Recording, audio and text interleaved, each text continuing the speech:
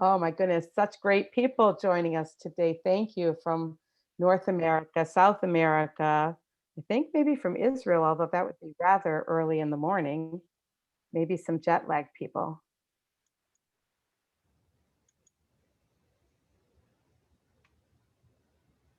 Okay, it's a couple of minutes after 8. I know there are people still joining, but I do want to respect the time of all of you who have come on time, which I appreciate.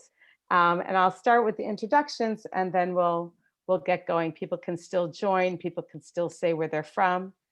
Um, I I want to also mention before the formal introductions that if you have questions during the course of the webinar, please write them in the chat.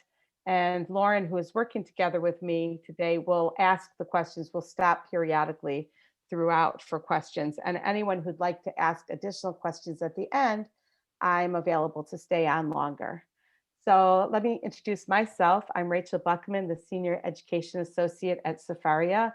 And with me is Lauren Berman, sorry, Lauren, our Outreach and Engagement Associate. And we are happy to be here to show you Sefaria and introduce you to our library and all that we have to offer. At Sefaria, we're building an extensive library of Jewish texts and the tools to go with it. We've been around for about 7 years, and we keep growing. In fact, Sefaria has recently been visited by approximately 460,000 individual users a month. Today, we're going to go on a guided tour of Sefaria, including the basics, features you might not be aware of, and our newest features. And I'll even tell you a little bit about some new things that will be coming in the future. I want to note here that although we're going to talk about Sefaria's source sheets, and where you can find them, we're not going to be covering how to create them. That is a whole separate webinar, which we will be offering. Actually, we will be offering one of those on Wednesday. So if you have not signed up for the Sheets webinar, Lauren will also be putting, he'll be putting the link to previous webinars for Sheets in the chat, so you could watch a previous webinar, or he will also put in the chat, and he'll do it later on, the link to sign up for the Wednesday one. The Wednesday is 8 o'clock Eastern time, just as this one is. I invite you to play along on your own devices as we take the tour. I'm going to be working on the website. We also have apps, and if you're on the app, things might look a little bit different. Every so often, although it's mostly the same, it sometimes looks different, and there are a few differences between the two, and I will point them out as we go along. And of course, you'll want some support as you experiment on your own. And on this sheet, you'll see we have links to the Help Center, which is a series of sheets that answer many of your questions. And you can also always contact us at hello@sefaria.org, and we are more than happy to answer your questions. This webinar is just the beginning of your Sefaria journey, and I won't be able to cover it all here. If you're interested in a follow-up webinar, we also have, and I believe it's on here, we have a link to upcoming webinars. As I said, there's the Sheets one on Wednesday, and actually next Monday night, there's what we call the deep dive into Sefaria. So it's sort of the next step after this one. So all of that is available to you. I also want to say, as far as writing with questions, I know that when I attend things like this, it all looks so easy because the person who's running it has been doing this, in my case, almost for 5 years. And it looks easy and it makes sense. And then when I myself sit in front of the computer, it all kind of goes away.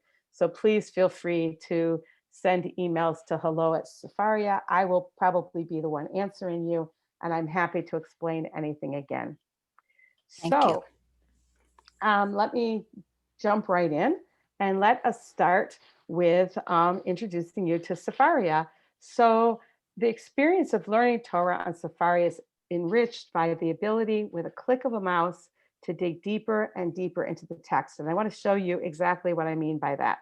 So let's start with opening a text that, we'll start with a text that I already know what I want. So let's say that I would like to open the text to this week's Torah portion, to this week's Parsha, which is Balak. There are several ways to do it, but let's say I know exactly what the source is, where it starts, and I happen to have looked it up, and so I do. So I'm going to type in the search bar in the top left, I'm going to type numbers. I'm going to type numbers 22 2. That is the first verse of the Parsha. And just click enter, and it will take me immediately into Sefaria. You'll see that it says the name of the Torah portion, and that's because I've set it that way. I'll show you how to do that in a minute. And here is the first verse. Now, I also could have done that in Hebrew. So if my keyboard, if I have ability to type as I do, I could put in Bamidbar, and I could put Kaf Bet, and it was Bet, and I could go to it that way. If I don't have Hebrew on my keyboard, we provide you with a keyboard in every search bar. If you see over to the right, there's a little icon of a keyboard. If I click on it, now I have a Hebrew keyboard, and I can click if I don't have another way to type in Hebrew. So I can put exactly the verse I'm looking for, or if it's not from the Torah, the section that I'm looking for, I could type it right into the search bar. And that is one way I can do it. I also could put, if I'm looking for the Torah portion, I could put the name of the Torah portion in here. And this week it's Balak. And so I could type Balak, and you'll see that there is a drop-down menu, and it has a hashtag. We'll be talking about these a little bit more. Or I could just click to Balak, or click the hashtag, and it takes me to what we call a topics page, which I'll be explaining a little bit later, Parshat Balak. And here it gives me, I can click right to the Torah portion. I also, sometimes people are interested in also the Haftorah that goes along with it. On the right, under readings, I have the Torah portion, and I also have the Haftorah. So that's another way to get right to the text I'm looking for. I'm going to go back to what I did before. Go back to Numbers 22:2. And I want to show you, I mentioned that the name of the Parsha is here. And if I scroll down, you can see that, well, also here's the second Aliyah. And if I keep going, I'll get the third, and they're all marked. This is an option that I have in a very, very important feature on every single page of Sefaria, and that is where I'm circling in the top right, the A Aleph button. The A Aleph button, as I said, occurs in every single page of Sefaria, and if I click on it, it allows me to make many, to specify what I would like. So as you noticed in what the text we were looking at, it was bilingual. It had Hebrew and English. I can choose to just have English. If I click on the A, now it's just in English. I could have just Hebrew, and I could have A Aleph. I have bilingual. Now this only works if we have a English translation. Not every text in our library is translated, although most of the major works are. This does not do the actual translating. It just gives you access to both the English and the Hebrew, and in some cases, other languages. So if I click on the A Aleph, I can make that choice. If I'm in Hebrew and English, I can choose how I want it to be laid out. I have it stacked right now where there's Hebrew on the top and English on the bottom. I could have it side by side. I could have it side by side the other way. So those are all choices in this A Aleph menu. I can make the font bigger or smaller. And here's what kind of got me here in the first place.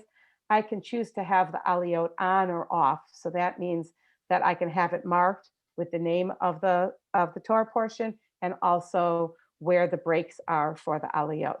My last thing that I can choose and is how I want the Hebrew text to be vocalized. I could have it right here, the way it is on my screen. It is with the vowels and the trope, the musical notes. But I also could have it that maybe some people find the musical notes not interesting to them or distracting.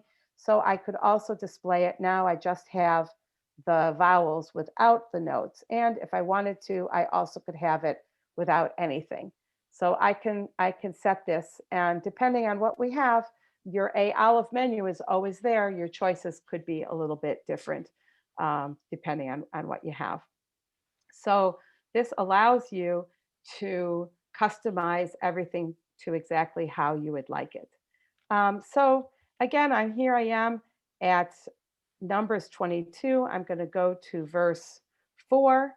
And this is where the real magic of Sefaria begins. If I click on the text, I open the resource panel. To some of you who have used Sefaria a lot, this might have noticed that we changed the look of the resource panel recently. We put to the top about this text. If I click on the text, I can see a little bit about it. I can read about it. And I also can tell you about the actual text that we're using. So the Hebrew is coming from here. It tells you the license, and it also will tell you about the translation. In this case, we have alternate translations, alternate versions. Later on, I'll show you where you can see alternate translations. So that's on the top. And then the next section is related texts. And this is really incredible because once you digitize the text, you then can connect, you can link the text any place that this text is mentioned in a commentary, any place it's mentioned in the Talmud, any place that's mentioned in the Midrash, any place that's mentioned any place else is connected to it on the side. Here we have four categories. If I click, I have all of the categories. So I'm going to click on commentary, and you'll see that there are 64 commentaries on this one verse. And if I click on commentary, I get the first four are the first most popular or classical commentators, Rashi, Ibn Ezra, Ramban, and Sforno. And if you notice, this is something that you will see on the website and not on the app. It indicates, you'll see on the right, the letters EN indicates that we have a complete English translation. There is possible that there could be an English translation of something that doesn't have an EN. These are complete English translations. So if you're looking only for English, that's a great place to start. So I'm going to click on Rashi. And you saw, I'll go back, you saw that there's a 3 in the parentheses. That means that Rashi had 3 comments on this particular verse. Here is the first one. I scroll down, I have the second, and then I have the third. You notice that this is just in English. If I click the Aleph button in the top right, then I get it in Hebrew. But you might be wondering, well, what if I want Hebrew and English? Because before I had Hebrew and English.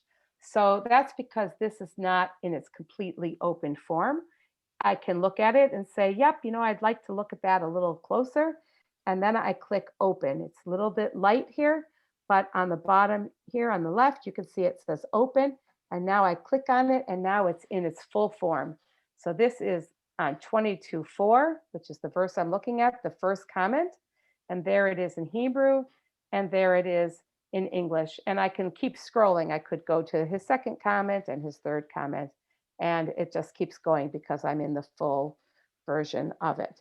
Now, if you look at Rashi's comment, you might notice that he quoted something from Genesis, he quoted something from Midrash Tanchuma, he quoted something from the Talmud. If I click on Rashi, I open another resource panel to the right, and now I have everything that is connected to Rashi. So commentaries on Rashi, that's called a super commentary. But we mentioned that he quoted Genesis. If I click on Tanakh, there is his Genesis text. So maybe he gave a little piece of it, and I don't remember exactly the whole thing, and I want to see the context of it. I can click on Genesis, and now I can open that one, and now that is in full screen on the side, and I have the full text of what he quoted, and I can keep going and going and going as large as my screen is. On the app, you can only open one at a time, and that, of course, has to do with the size. If I go back, let's try this again. So we opened up the Rashi. We had the Rashi, but let's say now I'd like to open another. I'd like to open Ibn Ezra. So you can see that Ibn Ezra had 2 comments. And let's say I'd like to go back and see what Rashi said. I can do that without having to go back to the page before. If I want to add somebody else, I want to add the Sforno. Now I have Sforno, Ibn Ezra, and Rashi all on one tab, and I can keep opening and opening and opening. So just checking to make sure I didn't forget to tell you something. Yeah, so also here I'll show you what it looks like on one of the midrashim. So here he quoted a midrash. Here again, I can see that some are in English, some we do not have English, and I can choose what I want. Oh, another thing I wanted to show you on the commentaries. If you notice, some of them are in black lettering and some are in gray. So the ones in gray, as you notice, don't have anything in the parentheses. So Abravanel, we have his commentary, but he didn't have anything to say on this verse. And so it's in gray. The reason we want it to be there is we don't want you to think that, well, maybe he said something, but we don't have it. So these commentaries in gray, we have them, but those commentators did not say anything on this verse, only the ones that are in black. So we can keep going and going, and this is really how you can do a lot of investigating into the text and keep going deeper. Another way to open a text. So first we opened a text by just putting the citation in the search bar. We also opened a text by putting the name of the parsha. Here's another way if I know exactly what I'm looking for. And I want to point out another part of the website that is always there, which is this, it's called the hamburger. It's 3 horizontal lines. In Google speak, it's the hamburger. If I click on the hamburger, I go to the Sefaria library page. And here we have all of our categories that we put that our texts are all in. And let's say I'd like to open the first Mishnah of Pirkei Avot. So I would click on Mishnah. And now I have all of the books of the Mishnah. And I go down to Pirkei Avot and I click on it. And now I have the first Mishnah. And again, I can change it to any language that I want, English, Hebrew, bilingual. I can change the layout. I can change it with vowels without or font size. And so this is another way.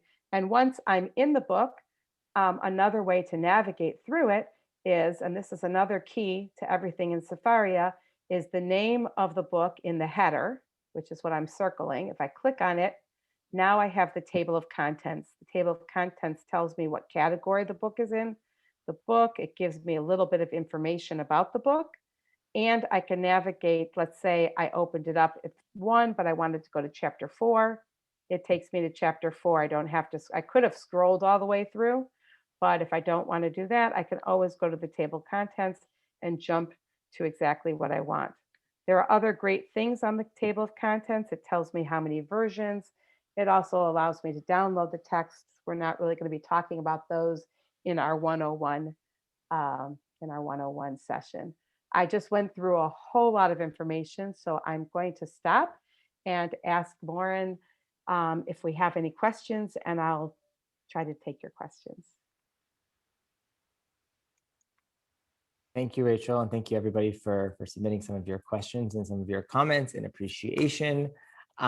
One thing that's come up is about copying and pasting out to outside of Sefaria. In particular, I know we're not there yet, but for those who are curious, feel free to message me, and I'm happy to address that. Well, I can show you that right away. Can you show us? If you're able to show us that export, that would be great. If you make source, one way is to make a source sheet, and that I'm not showing you today, but to simply copy and paste, I select the text just the way you would anything else. If I want just the Hebrew, if I want the English, and then I would use copy on my computer. I use Command C, I copy it, I go to whatever I want to go to, and I paste it. Very simple. On your app, it's a little different. On your app, you do a long press, you will copy it and paste it. So you can certainly copy and paste. And Rachel, would you suggest something in particular if people want the verse numbers to show up as well, and not just the text of the Hebrew or the English? So if you were to highlight, for example, that number 1 next to there, or in between. It's not going to. Yeah, not going to work. It's not going to, but what I would recommend, and again, it's in the information in the Help Center from the sheet that we linked for you in the Help Center, which actually I'll show you where you can get there also from the library, from the screen. If you click on, this is brand new, some of you might have noticed the change of this. Your profile button is the top right. It might be your initials. It might be your photo. This is the Sefaria education account, so we have our Sefaria logo. But if I click on it, now this is different. This would go to your profile page. I'll show you that in a bit. But if you click on help, it takes you to our collection of help sheets. And what was I looking for in the help sheets? Lauren? Oh, I know. I was looking to, if you make a sheet, you can export it to Google Docs. That's all in, there's a help sheet about source sheets. And that way you would keep your numbers. But that is a little bit more advanced. It's something that you could write to hello@Sefaria. I don't want to actually distract from the webinar, but you can do that. It's just a little bit more complicated. Do we have any other questions? I would say those are the main ones so far, but folks, please keep sending them in. Great. We'll cover them. Yeah, perfect. And there's, yes, please keep writing them and we'll go through them. So far we've looked at an instance where you know what text you're looking for, but sometimes you don't know what you're looking for. You know, maybe a topic that you're looking for, you're interested in learning something, but you don't exactly know where to go. So in this next section, I'm going to show you some ways that we can help you to direct you towards what you're interested in. So let's say the next not holiday, but the next special day in the Jewish calendar is Tisha B'Av, the 9th of Av. So I'm going to, in the search bar, so again, just a review of what's on the top. We have the hamburger that always takes you to this library page. We have the search bar, and we have the profile button. So in the search bar, I'm going to write Tisha B'Av. And I don't even have to write the whole way. I have a drop-down menu. I'm going to show you some of them have absolutely nothing to do with what we are looking for, but obviously closer to the top, you'll get more. This is for helping you if you misspelled or something. So you see Tisha B'Av with a hashtag in front of it. Hashtag always means that it's taking you to a topics page. I'm going to click on that in a second. But here we have Tisha B'Av, letting go and building anew. And the icon there looks like a pile of sheets. And that's because that is our icon for a collection. A collection is somebody made a collection, in this case made it public, of a series of source sheets. So that might be something. If I were looking for Tisha B'Av, I might go there. The rest of them aren't really relevant, but I do want to point out what the icons are. The book one means you're going to a book. The one that has a quill means that that's an author. So, but I'm going to open this Tisha B'Av topics page, and I want to just show you around the topics page. We have thousands of these pages, and they're filled with information that will get you to something interesting in a jiffy. So we have the name of the topic, we have the category, so it's a holiday, and we have, on most of them, we have just a small description of whatever the topic is. The topic could be a special day, it could be a ritual item, it could be a person, it could be an author, it could be many, many things. And then we have a list of sources that are popular with this topic. So these come from, the way we get them, and this is all again because we've digitized the library, we're able to do this. So this is taken from when people make public sheets. So let's say they make a sheet and they've tagged it Tisha B'Av. So our computers are able to find what text is most common on a Tisha B'Av source sheet. And that's a really good a hint that that's something important. So our top one is Mishna Tower. Besides the pages, we also we use an encyclopedia that we also use for finding what are the central core texts of all of these topics. So this Mishnah in Ta'anit talks about, it's a very famous Mishnah, talks about the 5 disasters that happened on the 9th of Av. That would be a core Tisha B'Av text, and you would have gotten to it from one click, even though you had no idea maybe where it is or even that it existed. The next one is from the Book of Lamentations, which is what's traditionally read on Tisha B'Av. And that, so of course, that would be a core text. And then you go down, there's more and more and more of these texts. You can click on any of them to open them. If I click on it, I go right into the library. Or perhaps I'm looking through and I say, okay, I want to come back to this one. I click the star, I've now saved it. That is if I have logged into my Sefaria account.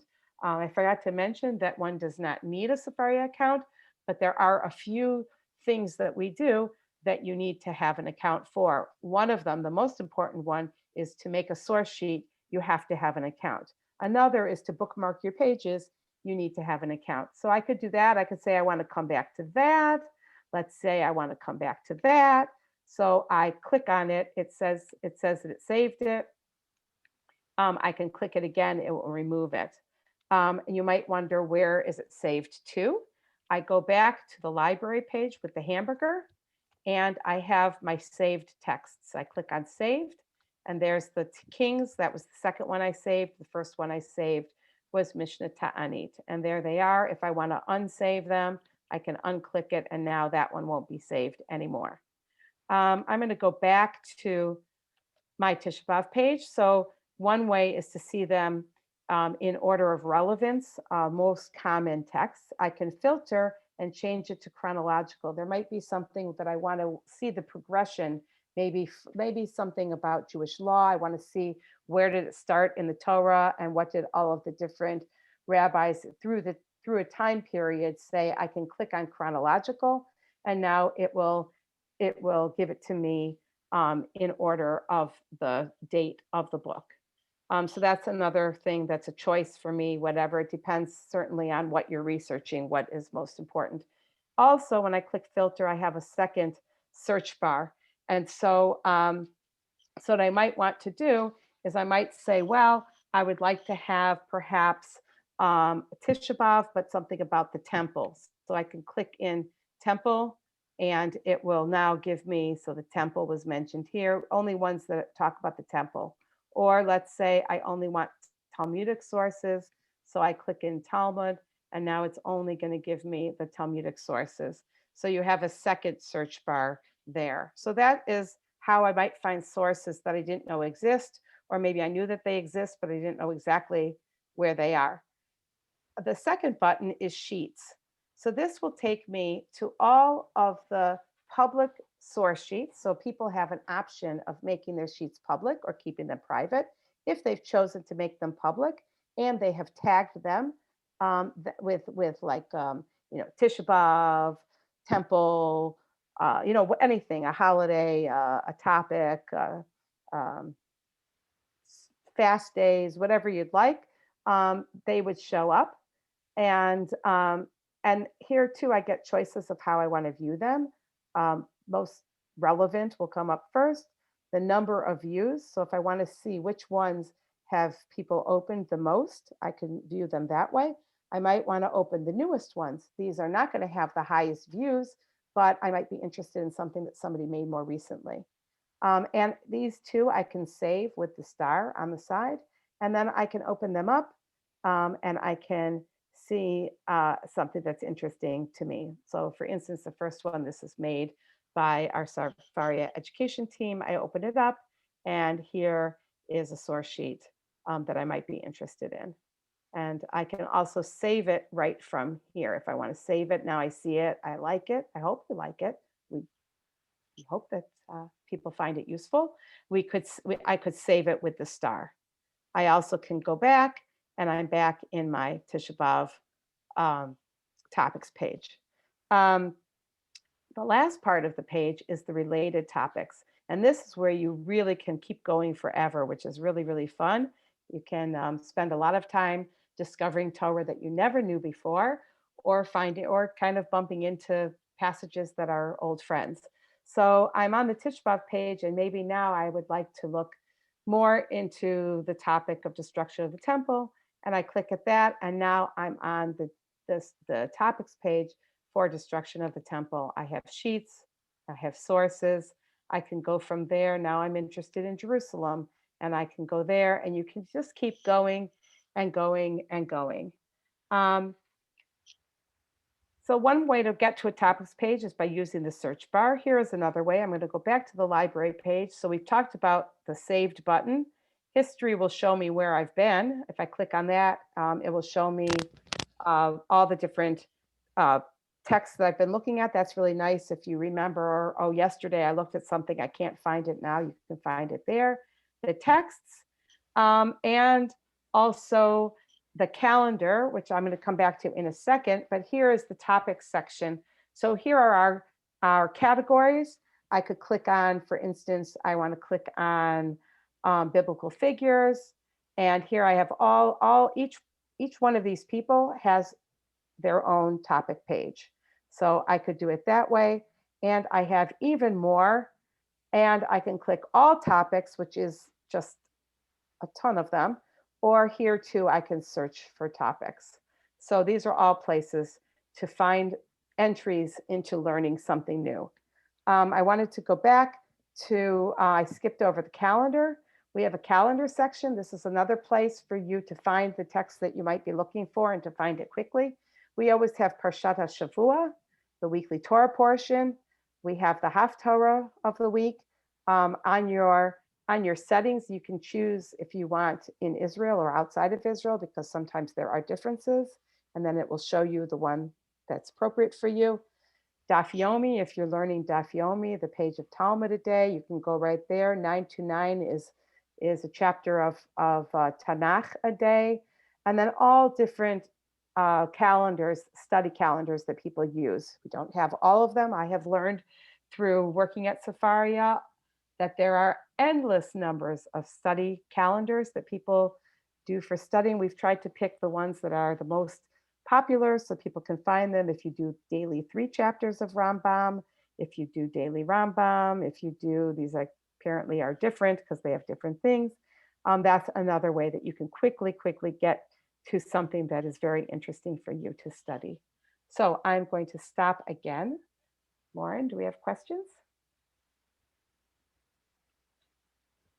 One question that came up just a while ago, it's a technical question, is, well, let's say there are a few different questions coming in right now. One is, Rachel, can you just show us how to sign up for an account? Yes. That's one question. Let's just start with that one, and then we'll go do another one. Okay, so I'm signed in, so it's not going to show me, but actually, I think I can do it. Whoops. Let's take that off. Usually when I show people I'm signed out, I don't want to sign out right now. Oh, you can't do it here. But if you go to Sefaria, well, first of all, we do have a page that will tell you here. I'm just going to cheat. This is if you wrote to me, I would use this to show you.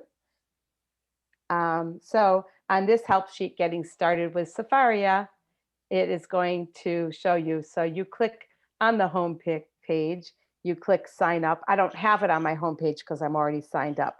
So up on the top, it will have it. It'll have log in or sign out. But since I'm logged in, it'll be up on the top. And then you just fill out this very easy form, your email address, password, first name, last name, click if you're an educator and that you're not a robot, and you're signed up. Yes. Great. Thank you, Rachel. Another question. Do we have Hasidic sources? Can you show us how to find the Hasidic sources? Absolutely. So in our categories, so you can see we have Chassidut, we have Musar, we have Kabbalah. So you would click on any one of these. And here you have early works, Breslov, Ishbitz, you just keep going. Now, here you'll notice, again, some are in black lettering, and some are in gray. This indicates a full English translation. If it's in black, we have a full English translation. And if it's in gray, we don't have a full translation. But I do want to point out one that I'm going to switch topics because I know that it's there. In Halakha, we have the Mishna Tower, which is in gray, which would make me think, well, there's not much English there, but then I would be wrong because if I clicked on it, now you can see by book, all of this top part. We have all of this with a full English translation, and only when you get to Nashim, we don't yet have it. And then Gifts to the Poor, we have a full English translation. So yes, we have a lot of text. They are not all with a full English translation. We are working more and more. And if you come to the advanced deep dive next Monday, I'll show you how you can add translations. Yeah, yes. So we do, these are all of our categories. And this is a fun thing to do on your own time, is to click through and really see the vast library that we have on Sefaria. Great. Thank you, Rachel. If you want, we can ask, I have one more question. Sure. Otherwise we can move on. One was about, one might search for something and then come up with a bunch of source sheets, many to choose from. Somebody was asking about quality control. How do we know who the author is? Are they knowledgeable? Where do we start? Great. Well, that's a great question. We do allow any registered user to create a source sheet. And I find even besides the question of are the people qualified or not, first, you can always see who the person is who created the source sheet.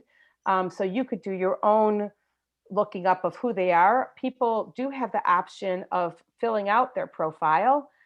This is not my personal account, so I can't show you that, but I could actually show you my personal one. I think I have filled it out somewhat. This is so if you would you could be able to go to someone's sheet and you'd be able to see. Now mine doesn't say a whole lot about me, but it does tell me, oh, I didn't update my new title, but it does tell you something. So if you were to go to one of my sheets, if you found one of my sheets, then you could click on my name and that would take you to my profile page. Some people have a lot of information about themselves. Some people don't. But besides the fact of are they qualified or not, there's also the issue of is it what you're looking for? Is it good for you? There might be a sheet that was wonderful for that person, not good for your use. So you're really going to need to make those judgments. I think that if you use sheets a lot, you'll begin to recognize some of the authors. I know that I spend a lot of time looking at sheets. And so there are I have my go-to people. And in fact, you even can follow your go-to people. When you go to their page, you can click follow, and then you would be notified every time they make a new page. So I don't know if that doesn't give you maybe not a satisfactory answer in whole, but the truth is that you're going to have to do some judging on your own of, is this a sheet that you feel is authoritative for yourself? Is this the approach you like to use? And you would need to verify yourself, but there's great stuff. And also I find when I'm looking for something, sometimes the text that people put on the sheet, I might not want their whole framing of it, but it might even just get me to a great text or to something else. Okay, since we're talking about sheets, let's just jump right into it. Gotta move that. Wait a second, I just have to move something so I can get to my tabs. So I'm going to put up a sheet just to show you and then tell you a little bit about it. And we're going to show you a little bit about sheets, but again, not how to make a sheet. Lauren's going to put the link for that webinar, which is Wednesday, in the chat. And this is a sheet for Tu B'Av. So it's an example of what it is. And a sheet is a collection of sources from our library, outside texts, media, and comments. And they are dynamic. They can always be edited. It's one of the things I love about sheets is I might want to add something to it. I might want to edit something. It's always there for me to do. So they never stay the same. I can work on it with someone else. I can make it collaborative. I can make it public. I can keep it just for myself.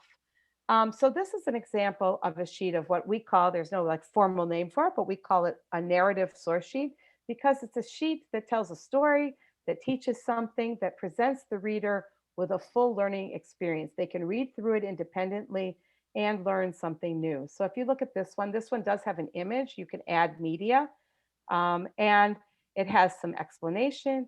It has some text. More explanation. It also, you can put a link. So here we put a link to a Midbar, to a certain story that opens on the side, which is really nice. So I can stay in my sheet, but I can look at the text. I can have, here again, we put another link, and I have the texts. Now, everybody who've used the sheet, you still have your A Aleph button. So let's say I'm looking at somebody's sheet and I don't want to have the Hebrew, I can change it, and now all of my texts are only in English. If I open somebody else's sheet and their sheet has only English, but I would like it bilingual or Hebrew, I can change it. So how you view it, it's all up to you. But what is viewed there is from the person. So this is, if a person were to read this sheet, they would learn something about Tu B'Shvat, not Tu B'Shvat, Tu B'Av. Another type, we'll show you a little bit more about the media that you can add. This we wrote about Nechama Leibowitz because we have some of her source sheets. She was the originator of the source sheet, and we have her source sheets on our site. So, but we wanted to add a video. So along with talking about her biographer, Yael Unterman, there's a video.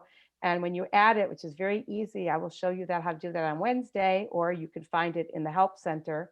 And when you click on it, I'm going to click, you're not going to hear it because I don't have it set for that, but you'll see that you stay within the sheet. You stay within the sheet. So you could add your own, if you gave a lesson, if you gave a shiur, you could put, you could do a YouTube video on it. You could put it there and then put all of your sources. There's so many things that you can do. You also can add, what's this? That's not what I wanted. You also can add outside texts. I had another one that I think I closed the tab, so it's okay. But you also can add, besides text from our library, you also could take, let's say, you could type it in yourself from maybe a little quote from a book, or you could take it from the internet. You want to put a little Wikipedia definition in there. You can also add them. So all of these things are there for you to make your sheets. Where to find the sheets? One of the most exciting things about sheets is that they are linked to the library. And so if I were to click, first of all, if I were to click right from the sheet, if I were to click on the link on the top, now it takes me and I see it in its full form in our library. But I also can find sheets that way. So I'm going to go to, in the Talmud, to Brachot, the first Masechet. I'm going to open that up. I'm on the very first Mishnah on the first page of the Talmud. And I'm going to click on the text to open the resource panel. So we've already had the related text. But if I look here on resources, first of all, I will find, well, I'm going to just skip to sheets. And you'll see that there are 30 sheets that people have made that have used this text. They might have used it in all different ways, but 30 people who made public sheets have used this text. And if I click on sheets, I now see all of them. I'm going to see mine first. And not all of those are public, but here we begin with public sheets, and you can see who the person is. If I click on the person's name who wrote it, I go to their profile page and I can learn about them. I see the name of the sheet. I click there, I open the sheet.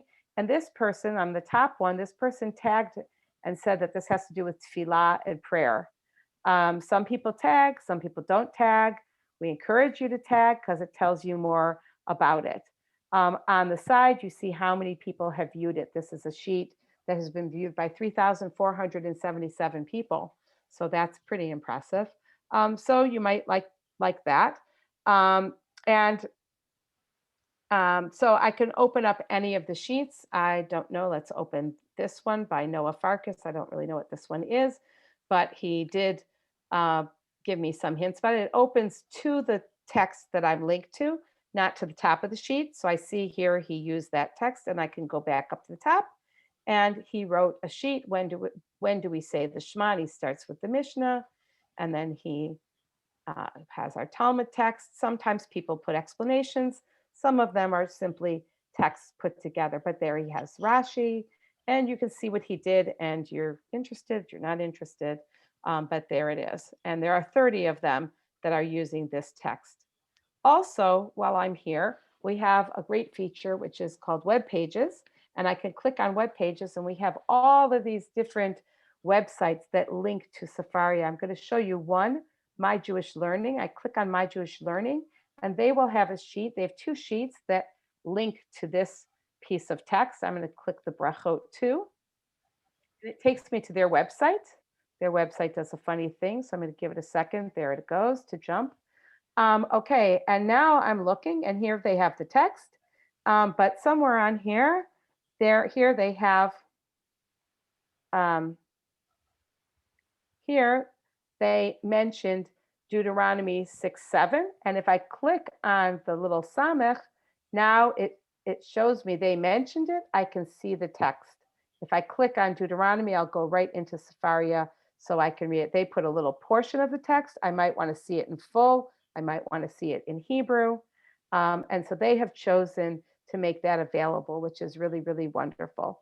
I'll show you one more webpage. The Jewish Theological Seminary has links to us. And here would be, you could get their lesson on the Shema. And here also, you will see here they mentioned Brachot 2a. This is the one that we have. And you can see there they have, it links right to Sefaria. And if you click on it again, then you go right to, you can open it up in full in Sefaria. So this is another great way to find out what you can learn on Sefaria. So we have the commentaries for a text and all the connections, and we have the sheets, and we have the web pages, and we also have topics that are connected. So this piece of text, there are 6 topics. You might want to know about recitation of Shema, the priesthood, Truma. Each one of these is a separate topics page. Another thing that is very, very fun, and all of these things that I'm skipping over, I hope to discuss on Monday on our deep dive webinar. But the Chavruta feature is one of our newest features, which is very fun. This allows you to video learn with a person of your choice, of a partner of your choice. So what I would do is I would start the call. I'm not going to go through the whole process because I'm on Zoom, but I would send my partner this link here on the bottom. I would send it with WhatsApp or text it or email it. And then I would wait for them to click it. And then we would be on the same page. My picture's up on the top. My partner's picture is on the bottom. We see each other and we learn together, which is just a very, very exciting thing. You can learn with your grandchildren who live someplace else. You can learn with your children. You can learn with your friends who are across the world from you. So that is a very, very exciting feature, and we encourage people to try that. I'm going to take one more stop and then bring it home with a whole bunch of other stuff in 10 minutes.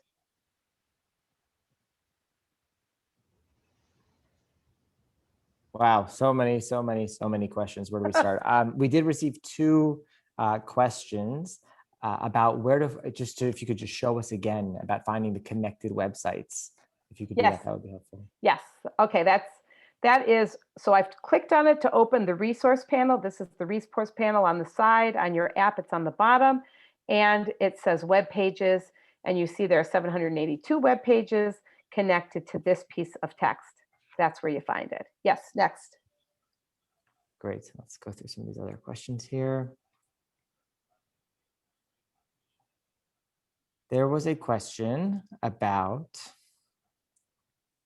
let us go. This is a question which this might be reviewed for some others, which was, can you just show us perhaps how to, or someone had asked, someone expressed concern that does this mean that when we create a source sheet that other people can edit it? So are there different options for ways that? Yes, we will discuss that on Wednesday, or you could find it in the Help Center, but you set all of your settings. So you decide if you're sharing it, so it's searchable or not. So whether it would be showing in this Sheets section or not.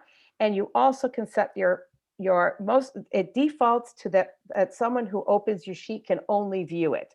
You have the option that somebody who opens your sheet can edit it, which means they can't, they can comment, which means that they can't edit your text or anything that you did, but they can add a comment or they could add a text. And then the most open is anyone can edit it. But those are your choices, totally your own. You set it. It will default to private, and they can only view. If you anything that makes it more open than it being not listed and not view only, you would do that. Great. Thank you, Rachel. And I'm going to put, again, the link for that webinar, the Sheets Great. webinar in the chat shortly. Two other questions, or we can choose them up on. One was just, can you show us again, how do we find that awesome Chavruta feature? And Yes. the other one So was, I'm going to do that right now. I'm not going to go open ahead. it again, but it is also in the resource panel under tools, Chavruta, right here where I'm circling. Yes, next Great. one. And just underneath there, there's that thing, feedback. Some people wanted to know what happens if I find something that is a little offensive, or is there some vandalism, or maybe there's a translation I thought maybe should be changed. How do I report things to the team? Great. So you can report right from here. If you find it right here, this is very helpful. You can report an issue with the text. You can request a translation. You can report a bug. You can request a feature. You could do it that, or you always, anytime, wherever you are, you can write to hello@sefaria.org. And if you see a mistake, there also you could write directly to corrections@sefaria.org. I believe that most of that is on the sheet. Let me see the sheet that I made for today. Oh, I might have lost that already, but that's a good thing that Lauren put it in the chat, because I think I X'd out of that. But I think we have all of that information on the sheet, and we are going to email you that sheet along with the recording, so you will have it all in your inbox. How do you feel about me going a little further? Because I have 6 more minutes, and I have one more thing. I will stay on after for anybody just to ask questions. So I'd like to, Go if ahead. you don't mind, just dive in a little bit more. So I want to show you, we talked a little bit about making an account and why you'd want to make an account so that you can use all of the features of Sefaria. You can create your source sheets. You can track your learning using the Torah tracker. This is on the profile page. This tells me this is the Sefaria education account. This is my profile page. I go right to there. If I click Torah tracker, it's going to show me kind of from when I've been logged in, where I've been, and it's a nice way to kind of see what I've been learning. Also, if you have your app and you have your website, if you log into both of them, they will sync together. So things that you've saved on your website will also show up on your app. So you can save text as sheets. You can view your reading history. You also can take notes in the text if you're logged in. And that is, everything is always in the resource panel.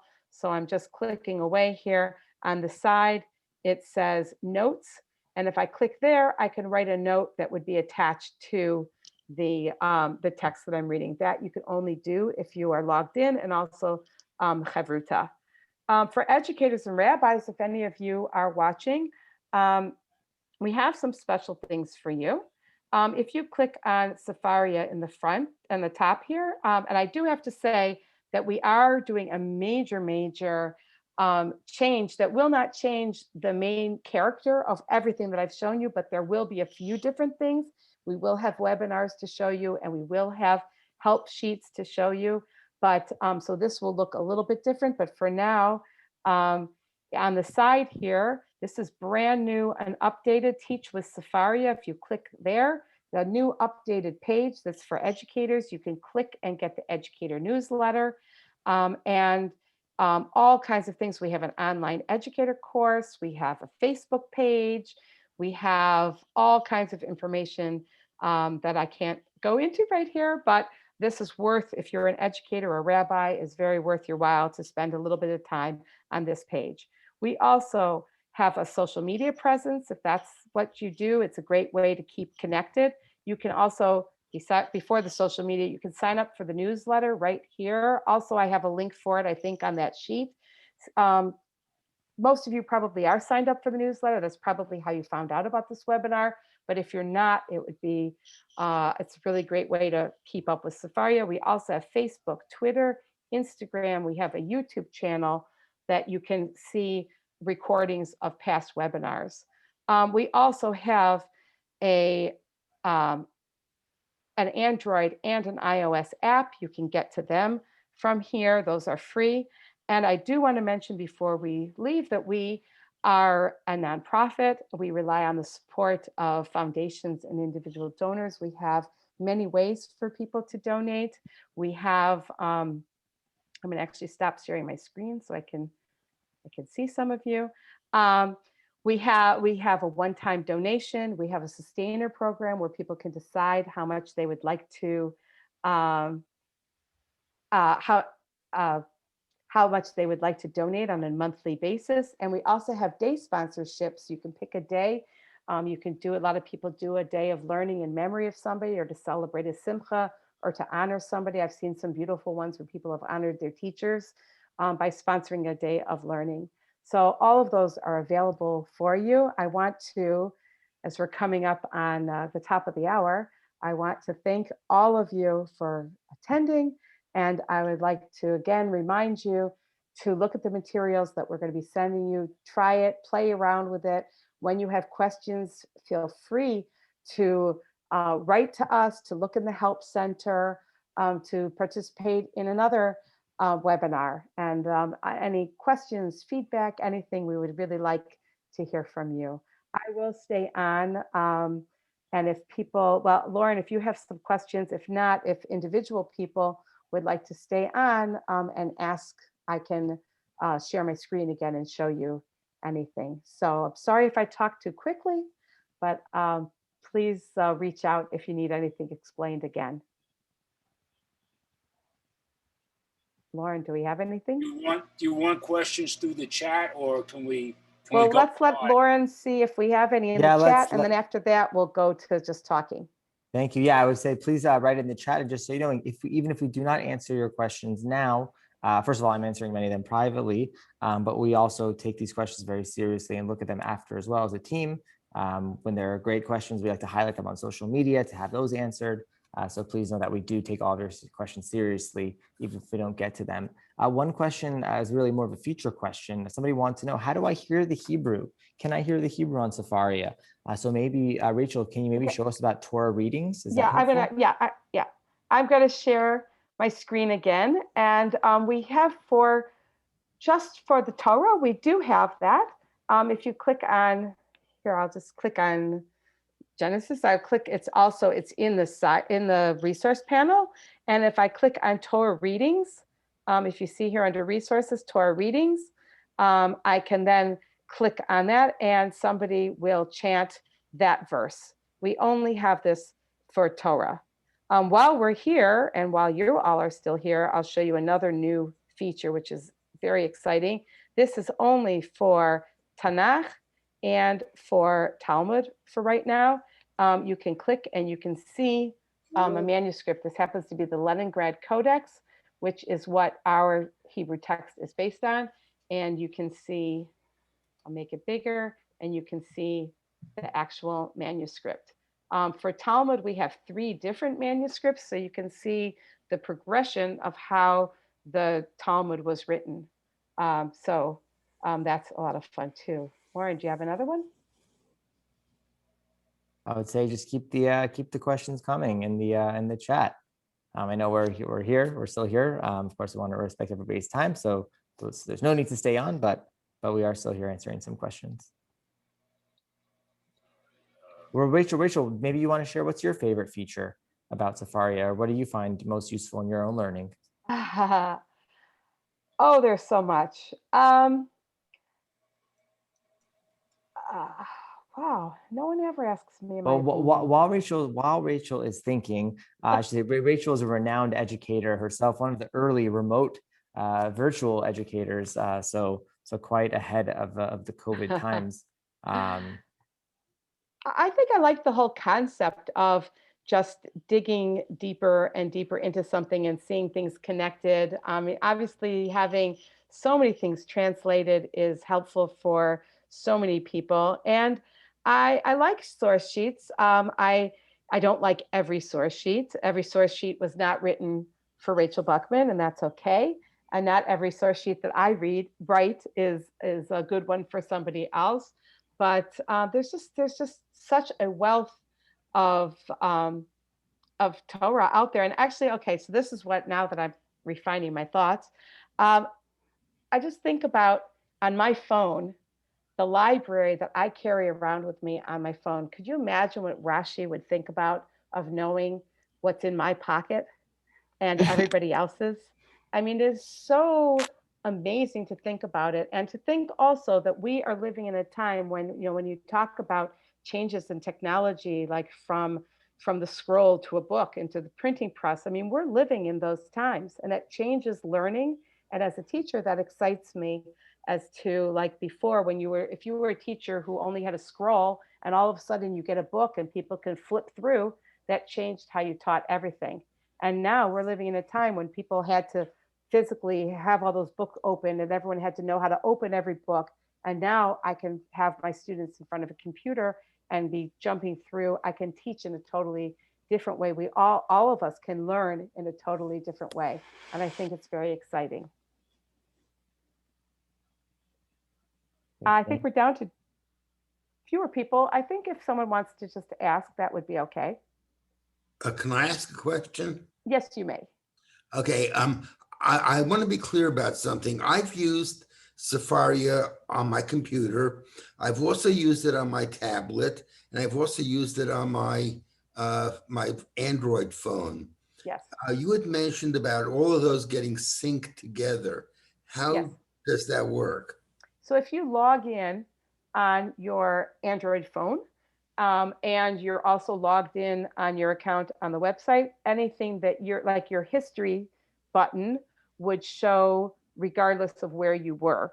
Also, things that you saved. If I save something on my phone, and then I'm sitting in front of my website, in front of my computer, and I'm on the website, and I go into saved, those things that I saved would be there. So what I should find is I should find a login when I go to my Yes. my phone. I should find a login feature. Yes, somewhere. you can log in. If you click on, I'm doing it right now, since when I help people, I do it along with them. But if I click on, if I'm on my phone, so I'm logged in on mine, but but on the bottom, if you scroll down to the bottom, it'll allow you to log in. You also have settings, you have all kinds of things, but you can log in and log out. And if you're logged in, you'll be synced. Thanks. I'm going to take the next question. Did someone else have one, or Lauren? Yes. If I remember a text, but forget the source, can I type in a word and find the source or phrase? Yes. Yes. So I'm going to share my screen again and show you. So in that case, you're not necessarily, you don't want a topics page. You want actually that word or that phrase. So I'm going to just put in, I don't know, I usually just put in mime, whatever I want to put. And so it's going to give me all these suggestions. But if I go down to the bottom, it says search for, and it has it in parentheses. And if I click there, now I'm going to get all of the text, and then I can filter, and I can sort them. So let's say I only want Tanakh, and let's say I can unclick it. It clicked all of them. I can unclick it. I only want it in Devarim, and I only want it in Shmuel Bet.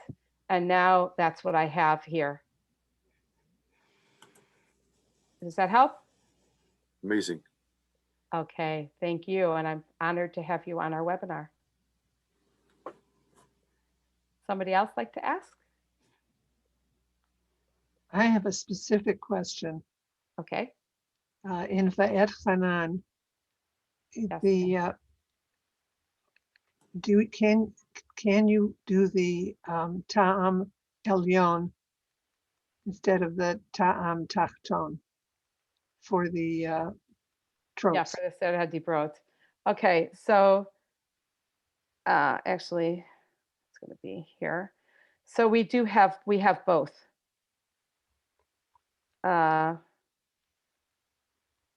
Wait, it's 5, right? Yeah, it's chapter 5.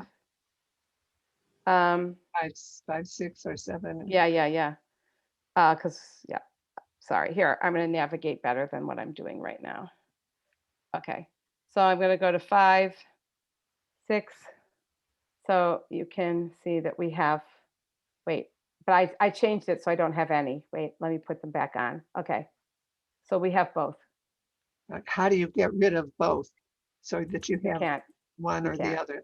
Yeah, it's one or the other. I mean, it's both. Yeah. Okay. Is there another question? How are we doing? Lauren, do we have any more?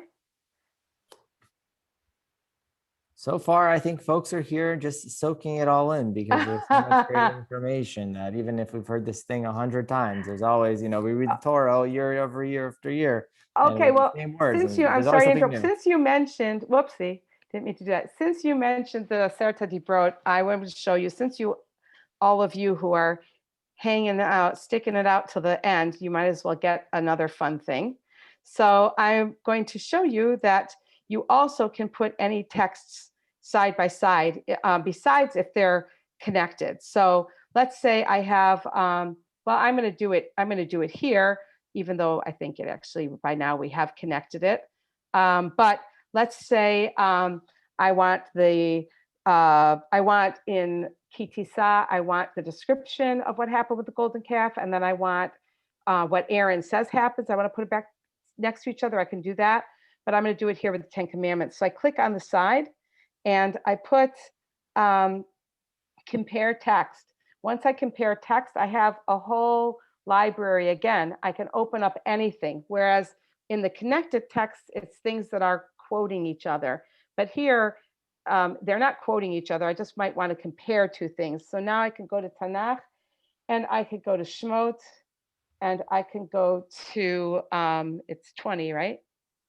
Yeah, it is there. I can go here, and I can put it right next to, I can put them right next to each other, and I can compare them. So this is nice. They go separately, so I'd have to move them each separately. They don't go together. But this is very nice for teachers. It's very nice even for anybody else who wants to learn something together. And I could actually put as many as I want. I could click and put something else next to each other, even if they're not connected in the library. So that's another fun thing. Could you do that again? Yeah, can you do sure. that again, please? Absolutely. Okay. So what I do is I take my first text, I click on it, and open the resource panel. All the goodies are in the resource panel, and I click on compare text. And now I have a new library, and I'm gonna cheat because it was the last thing.